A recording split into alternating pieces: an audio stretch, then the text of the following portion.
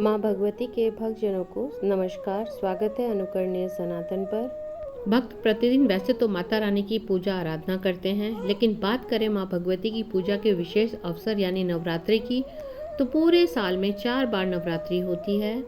इसमें 2 गुप्त नवरात्रि और 2 प्रकट नवरात्रि होती है। माघ और आषाढ़ महीने में पड़ने वाली नवरात्रि को गुप्त नवरात्रि कहा जाता है। वैसे ही चैत माह की नवरात्रि को चैत नवरात्रि और अश्विन माह की नवरात्रि को शरदीय नवरात्रि कहा जाता है। इस साल चैत नवरात्रि की शुरुआत 22 मार्च को हुई थी और उसका समापन 30 मार्च 2023 को हुआ।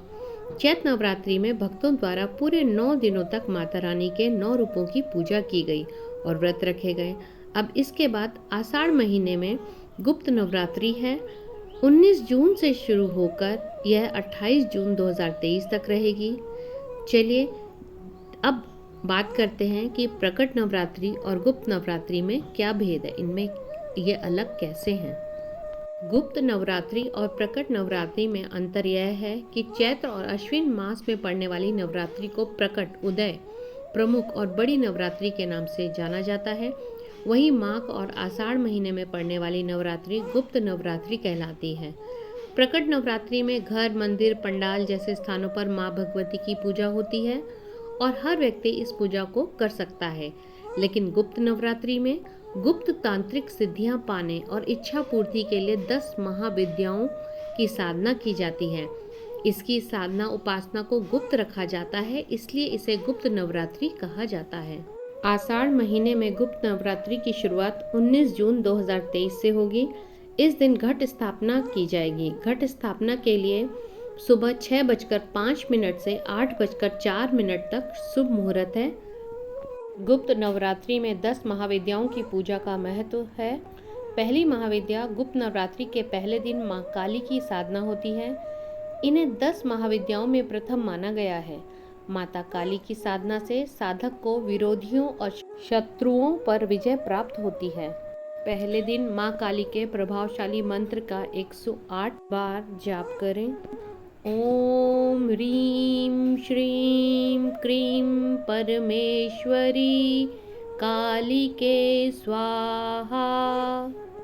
नवरात्रि के दूसरे दिन दूसरी महाविद्या माता तारा की साधना की जाती है। मान्यता है कि सबसे पहले महर्षि वशिष्ठ ने महाविद्या तारा की उपासना की थी।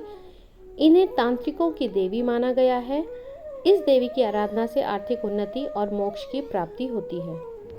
इनका प्रभावशाली मंत्र है ओम ह्रीं स्त्रीं हुम फट। गुप्त नवरात्रि के तीसरे दिन माता त्रिपुरा सुंदरी की साधना होती है। इन्हें ललिता या राज राजेश्वरी भी कहा जाता है। इनका प्रभावशाली मंत्र है ओम ऐं ह्रीं श्रीं त्रिपुर सुंदरीये नमः। गुप्त नवरात्रि के चौथे दिन माता भुवनेश्वरी की साधना होती है। संतान सुख की इच्छा वाले दंपति के लिए माता भुवनेश्वरी की साधना फलदायी होती है। इनका प्रभावशाली मंत्र है ओम ह्रीं भुवनेश्वरीये ह्रीं नमः। पांचवी महाविद्या माता छिन्नमस्ता की साधना गुप्त नवरात्रि के 5वें दिन होती है। इनकी साधना अगर शांत मन से की जाए तो माता शांत स्वरूप में होती हैं और उग्र रूप से की जाए तो साधना से माता के उग्र रूप के दर्शन होते हैं।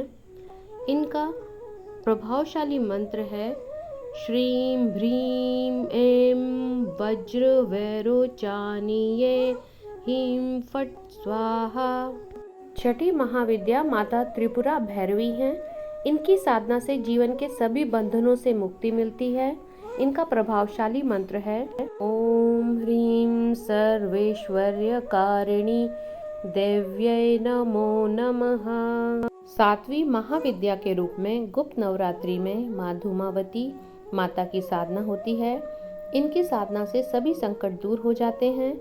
इनकी साधना करने वाला महाप्रतापी और सिद्ध पुरुष कहलाता है। इनका प्रभावशाली मंत्र है ओम धूम धूम धूमावती देव्यै स्वाहा। आठवीं महाविद्या को बगलामुखी कहा गया है। माँ बगलामुखी की साधना से भय से मुक्ति मिलती है, साथ ही वाक सिद्धियां भी प्राप्त होती हैं। प्रभावशाली मंत्र इस प्रकार है। ओम ह्रीं बगुलामुखी देव्यै ह्रीं ओम नमः। 10 महाविद्याओं में मातांगी माता 9वीं महाविद्या है। इनकी साधना से गृहस्थ जीवन में खुशहाली आती है। इनका प्रभावशाली मंत्र है ओम ह्लीं ए भगवती मतंगेश्वरी श्रीं स्वाहा। 10वीं महाविद्या माता कमला देवी को कहा गया है। इनकी साधना से धन, नारी और पुत्र की प्राप्ति होती है। इनका प्रभावशाली मंत्र है ओम श्रीं ह्रीं श्रीं कमले कमलालये प्रसीद श्रीं ह्रीं श्रीं ओम महालक्ष्मये नमः। गुप्त नवरात्रि के दौरान बिना किसी को बताए हुए इन मंत्रों का जाप श्रद्धा और भक्ति के अनुसार करें और मन में कोई धारणा रखें, कोई इच्छा मनोकामना रखें। माता रानी आप सबकी इच्छाएं अवश्य पूरा करेंगी। सभी बोले माँ भगवती देवी की जय।